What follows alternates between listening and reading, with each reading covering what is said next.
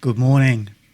It's Thursday the 26th, I think. Yeah, Thursday the 26th of March 2020. For those of you that don't know me, my name is Jonathan Downham. You can hear me, you can see me. I need to check these things. My name's Jonathan Downham. I'm an advanced critical care practitioner at Birmingham Heartlands Hospital in the Midlands in the UK.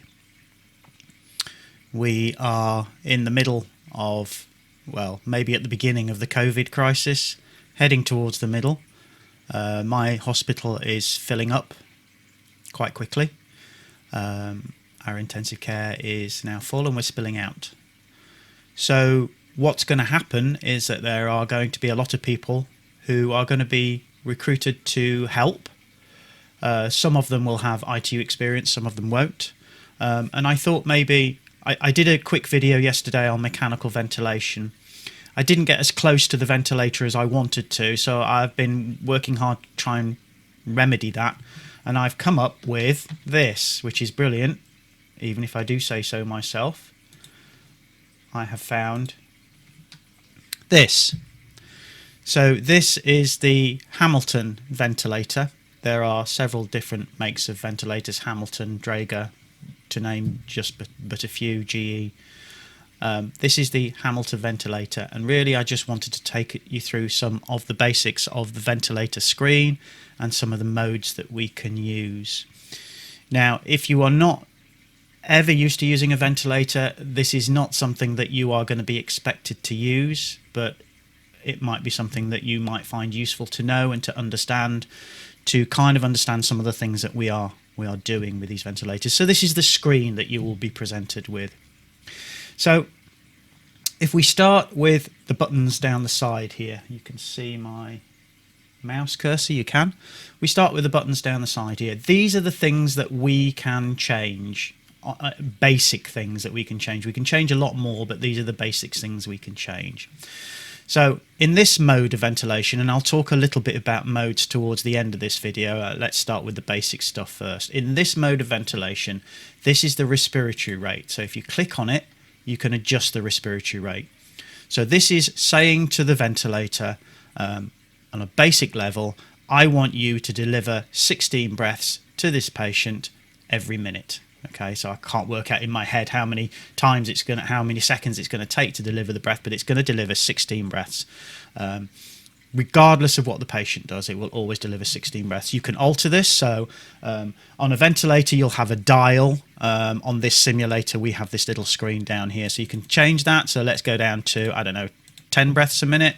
Click on the button, and now we're down to 10 breaths a minute. So now you're saying to the ventilator, please only deliver 10 mandatory breaths per minute. In other words, you will deliver that whatever the patient does. Okay. Underneath is the pressure at which we want the ventilator to deliver that breath. There's two different types, really, of two different ways of delivering the breath. We can either deliver volume-controlled ventilation or pressure-controlled ventilation. Now, in volume-controlled ventilation, what we say to the ventilator is, I want you to deliver, let's say, 500 mils per breath. Okay? So the ventilator will deliver 500 mils regardless of the pressure it takes to generate that. It might hit alarm limits, it might tell you that it's hitting those alarm limits, but it will deliver 500 mils at whatever pressure it takes to deliver those 500 mils. With pressure ventilation, what we're saying is, I want you to deliver a pressure, I want you to ventilate to a set pressure. So in this particular case, we're delivering to the set pressure of 10 millibars. Okay, so deliver the breath. When you get to a pressure of 10 millibars, I want you to stop delivering any more breath. You've done enough, that's fine. So the amount it delivers will vary depending on the compliance of the patient's lungs, how stretchy they are or how stiff they are. Okay, so if they're stiff, the ventilator at 10 millibars of pressure, for example, will be able to deliver less than if they were big and baggy and stretchy and they were able to inflate very easily. Imagine this compliance thing I always compare. So let's say we've got three things, okay?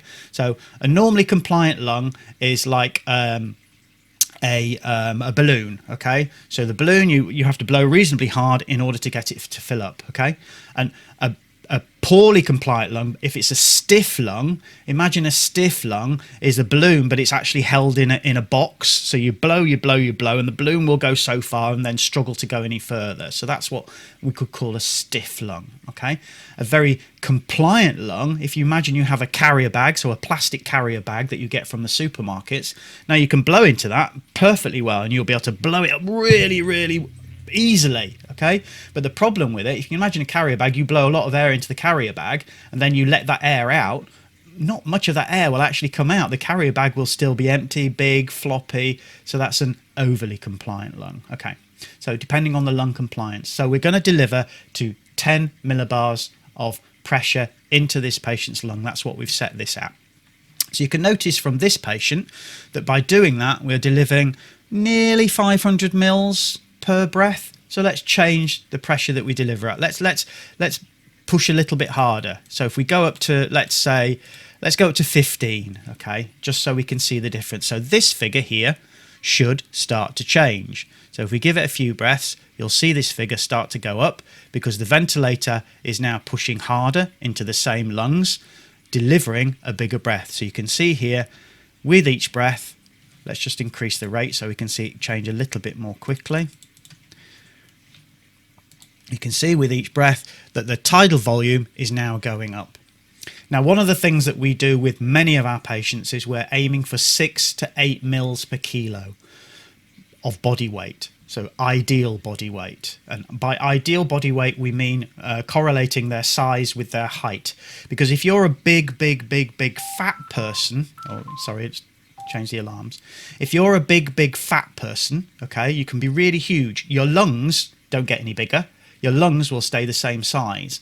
So we need to correlate size and weight to make sure we get ideal body weight, and that's what we ventilate to. And what we're aiming for is 6 to 8 mils per kilo, okay? So this would be way too big. 6 to 8 mils per kilo, let's say a 70 kilo person, 6 times 7 is about 400, isn't it? Okay, so that would be too big. So we would have to turn the inspired pressure down. So let's go back down to 10 and click on that. And then you should see the tidal volumes start to drop again. So if we just give that a moment, these tidal volumes will start to drop. And hopefully we'll get more to a more reasonable figure without overstretching the patient's lungs. So that's the rate. That's the pressure inspired. Sometimes it's called pressure control, okay? Slightly different terminology depending which company is making your ventilator. This figure here is PEEP. Let's just call it PEEP for now and not worry about calling it CPAP. So it's commonly referred to as PEEP on a patient on this type of ventilation. So what is PEEP? PEEP is end expiratory pressure, okay? So what we're trying to do is positive end expiratory pressure. Sorry, I had a mind blank there. So what we're saying is that when the patient breathes out, what we don't want the pressure in that patient's lungs to fall below 5 millibars. Okay, so in other words, we're going to help those when the alveoli collapse down. We're going to keep a little bit of positive end expiratory pressure. So the pressure at the end of expiration, we're going to keep that pressure slightly high so that those alveoli, instead of going all the way down, don't collapse entirely. They don't collapse entirely anyway because of things like surfactant, but we want them to stay a little bit more open, and that makes the next breath a bit easier for the patient to take because those alveoli are already a little bit open, and it prevents things like shearing with the alveoli constantly opening and closing completely all the time. So that's PEEP, positive end expiratory pressure. Okay, and again, we can change that. And we'll talk about these curves in a minute because you'll see this reflected in some of the curves that we've got in the middle of the screen here, up there. Okay, so the other thing we can change is the amount of oxygen, which I'm hoping is reasonably self-explanatory. Okay, we can go all the way down to 21%, so room air, essentially. And we can also go all the way up, if we want to 100% oxygen. Now, a lot of the sick patients that are coming in, have something called acute respiratory distress syndrome, which I'll do another video on at some point. A lot of the sick patients coming in have very sick lungs and are on 100% oxygen, so we're delivering as much as we can. But obviously many of our patients are going to be on less than that. So let's go a more typical amount. Let's go to 50%. That's a more typical amount. How to stress an ITU nurse? Leave it on 51%. They like round numbers. Okay, so these are the main controls. Now you can get different controls as well. So if you open this screen here, there's lots of other numbers. I'm not going to go into those because these are the things that, you know, the experts in ventilation will start to tweak with when the patient isn't synchronizing with the ventilator very well, or when we're trying to wean them off the ventilator a little. So I'm not going to talk about those particularly because I think that's just going to confuse issues. Okay, so these are the controls, as I say.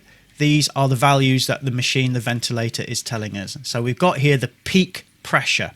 So this is the peak pressure in the patient's lungs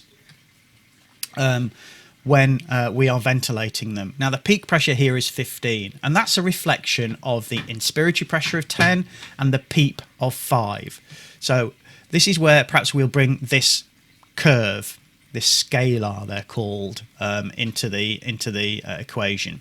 So this is the pressure in the airways. Okay, so we can see here 0, this is time along the bottom, and this is pressure going up to 20 millibars. Okay, so what's happening is that the machine delivers a breath, the pressure goes all the way up to 15, sits there for a defined amount of time, and that's determined by the respiratory rate, the IE ratio, lots of other things, but it'll sit there at that pressure, and then it will go back down. And you can see here it's not going all the way down to the bottom, and it's not doing that because that's a reflection of the PEEP that we are using. So you can see the PEEP is at 5. So if I was to increase the PEEP, let's go up to a PEEP of, I don't know, 15. We don't usually go that high, but we have done, and we will do if we need to.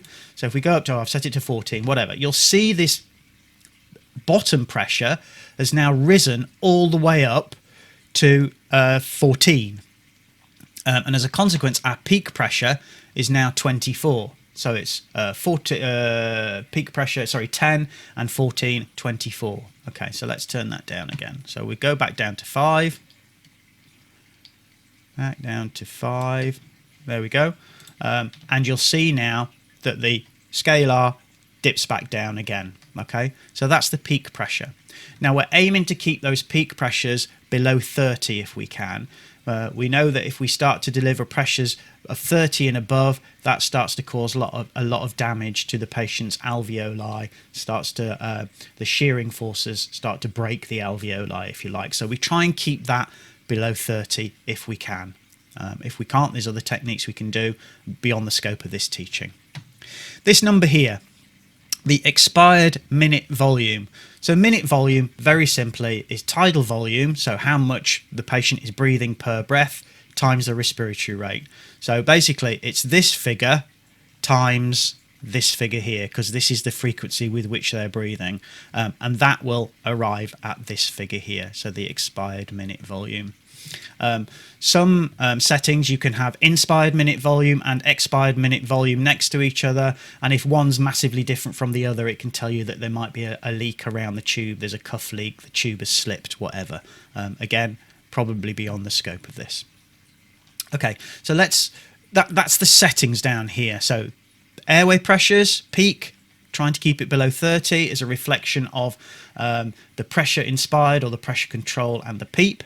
The minute volume is the respiratory rate times the tidal volume, which will give you this number here. These curves here, what are these? Okay, so the top one is the pressure loop, okay, or the pressure curve, not the pressure loop, this pressure curve. So we've explained this already. It's starting at 5 millibars or centimeters. We tend to use centimeters, 5 centimeters of water.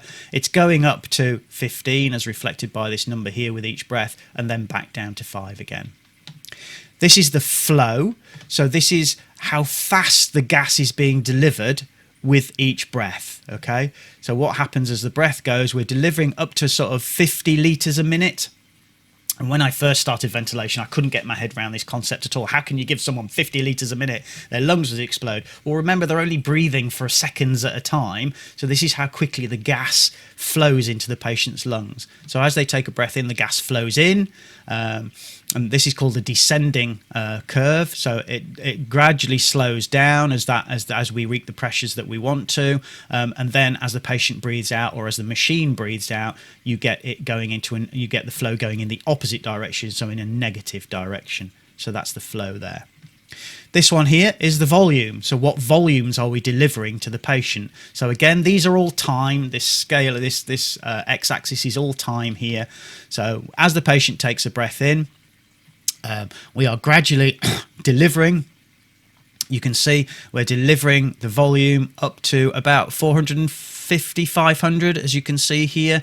And then as the patient breathes out, that volume gradually falls. And what you want to be sure of with this curve and with this curve is that we always return to the baseline as the patient breathes out. If we don't, what's happening is they're doing something called breath stacking. So you can imagine they're taking a breath in, and then as they breathe out, they're not quite completely exhaling. So they then take another breath in, and ultimately the next breath is then on top of the little bit of the last breath. So their lungs are going to gradually get bigger and bigger and bigger, and you need to be careful for that. They start to retain things like carbon dioxide, and it's not going to do their lungs any good.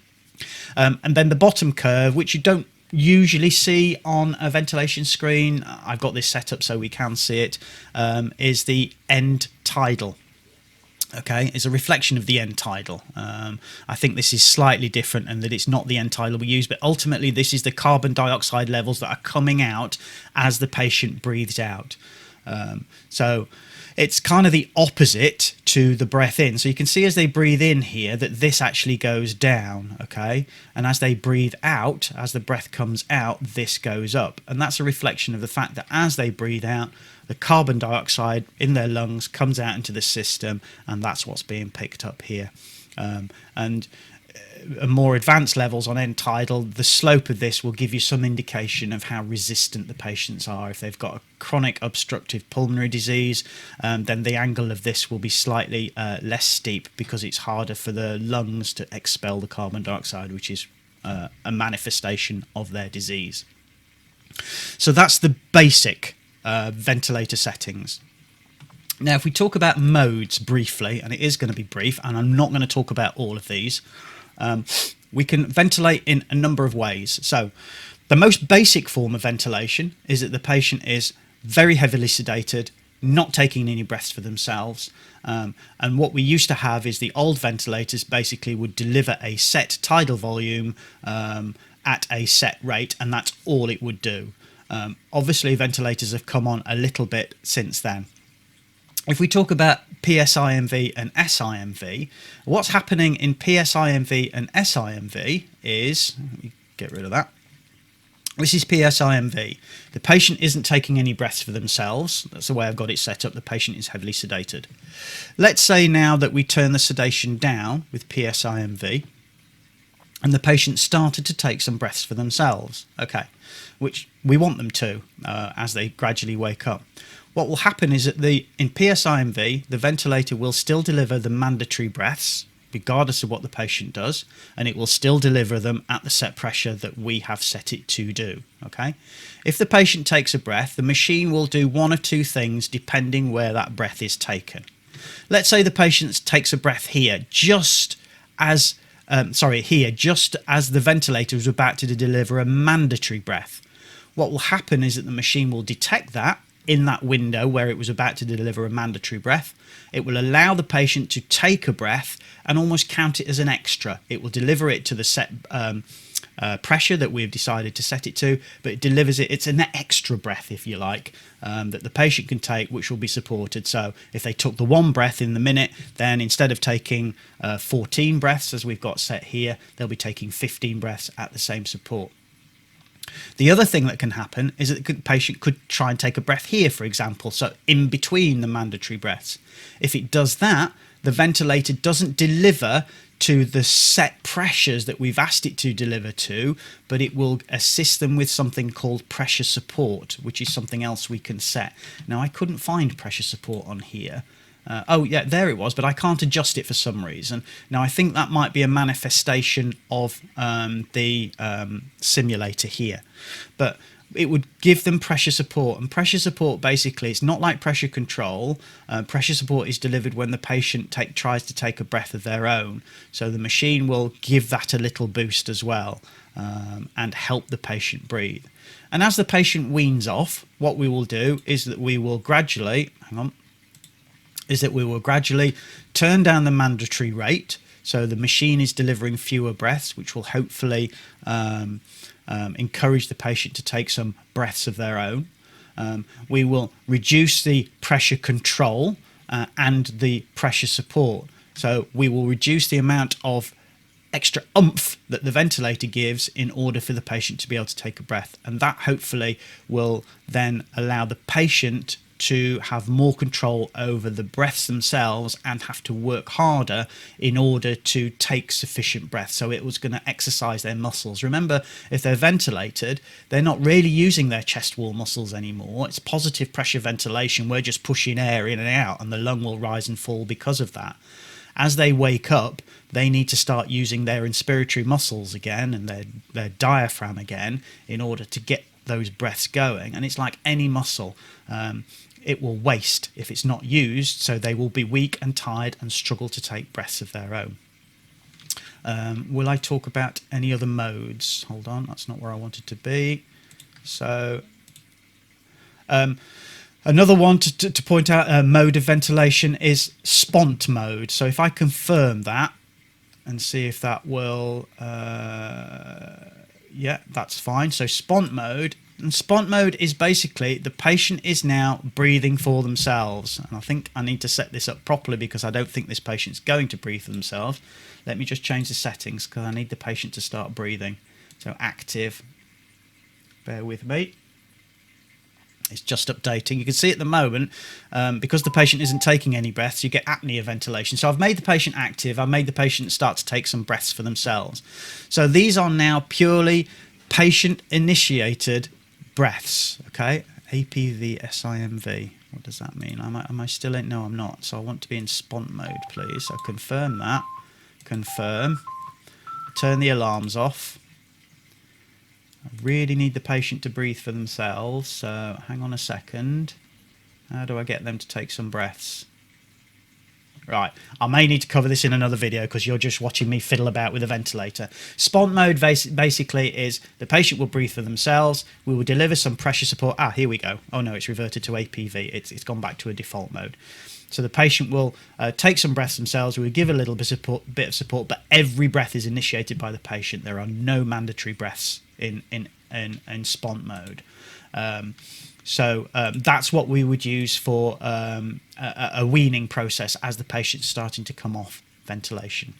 Now I am going to cover APRV, but I'm going to cover that in another video. APRV is a mode that we're using a lot with our patients who are this sick, but I'm going to cover that in another video because it's actually not that complicated. But a lot of people are a bit, oh, I don't really understand what's going on, so I'm going to cover that in another video. I hope this is helpful. Keep an eye, there's many more coming.